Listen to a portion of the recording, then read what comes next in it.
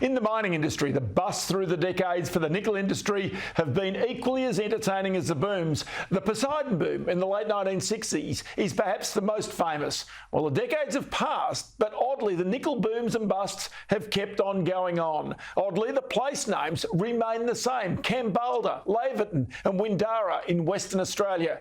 Crystal Wu reports from Perth.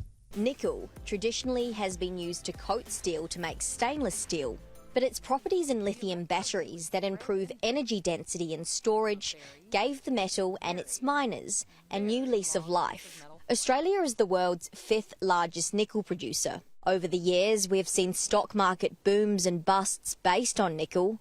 The Poseidon boom and bust of the late 1960s is the most famous.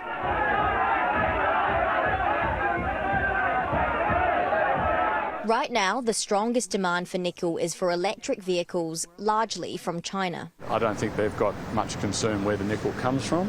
It's all about pricing. But high labour costs, a dwindling demand and new supplies from Indonesia is slowing production down here. The London Metal Exchange's nickel futures have fallen 47% since the beginning of 2023. The nickel that Indonesia produces is generally lower grade and it has to be processed into battery grade nickel. And so the new technology has actually been developed to do that, and that's contributing to oversupply. The impact of this new nickel supply has had an immediate impact on Australian producers. Mines have closed, companies have gone bust. Wyloo Metals says its 2 mines in Kambalda, Western Australia, will enter care and maintenance by May 31. CEO Luca Giavassi blames the rapid increase of pollutive nickel squeezing out clean nickel from Australian producers. He says we need to see structural change in nickel pricing that distinguishes between nickel products as well as their ESG credentials. Before you've got an oversupply of nickel units in the world, and there's less of a requirement at the moment for that to be green. So as a result, the prices drop. First Quantum Minerals also cut back by cutting production at its Ravensthorpe mine by 30%.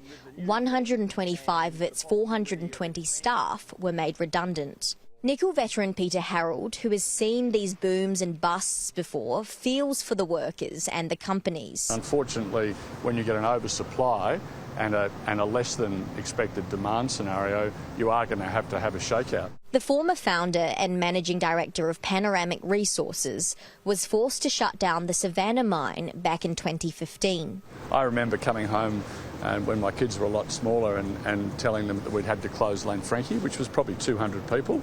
And I remember my youngest son, Finnegan, saying, "Oh, Dad, does that mean all those people are going to be homeless?" Savannah briefly reopened in 2019 before closing during the COVID-19 pandemic in April the following year. The mine reopened again in 2021, but the company went into voluntary administration earlier this year. The Savannah mine was closed again, with 140 jobs lost. Harold says it's devastating for the workers, but the majority are in a good position to be rehired. There's still a shortage of quality people or experienced people in West Australian mining. So as a result, whether they're geologists or mining engineers, there's still jobs for them. Nickel has been one of in my lifetime in the industry, nickel has been the one metal that's had more booms or busts, as copper is almost everything else, lead and zinc. But nickel maybe got ahead of itself with everybody rushing to it. Charlie Bass made his fortune in 2014 after selling his co-owned Aquila Resources for $1.4 billion. He says it's time WA and its workers find more than mining. He's now the Executive Director of the Centre for Entrepreneurial Research and Innovation, which focuses on educating disadvantaged kids. He's also the 2024 WA Senior Australian of the Year. The flow of money starts from the resources and comes down and down. If we don't have things outside of resources, Perth may look like a Mad Max movie set. Federal Resources Minister Madeleine King met with CEOs of mining companies to find solutions to the problems facing the lithium and nickel industry. But there is one key point that is beyond the ministers and the CEOs' control. The overseas mines they are often competing with, have higher ore grades and lower costs.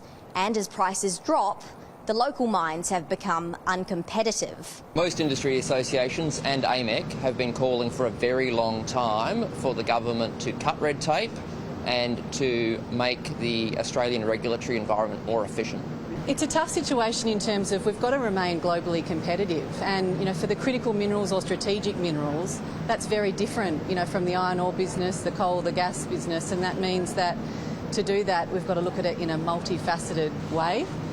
The policy settings are one, and ensuring that we remain competitive, working on collaborative infrastructure and the permitting processes. But all of that needs to work for us to remain in this business and to be viable on the way forward. We welcome their commitment today to look further at production tax credits at a state level, looking at royalty relief as immediate settings. The minister's assurance to industry that it has the government's full support was well-meaning, but clearly beyond its control, while metal prices are so low and mines are losing money. I also want to make sure that in any consideration of the high standard of minerals processed in this state and this country, that the issue of worker safety but also working conditions are included as well, because this country accepts that we want to have a high standard of living, we want our resources workers to be paid well, and we want their work to be safe because we want every worker to come home at the end of their swing or the end of their shift. So that is something that is reflected in the pricing of the minerals and resources that we produce in this country, and it is only fair that it's reflected in any international standard that is applied to them. If we are going to be serious about helping this planet and making it cleaner for the future, we need to be really serious about what the minerals are and how they are going to be and can be accounted for as being as clean and as green as they should be.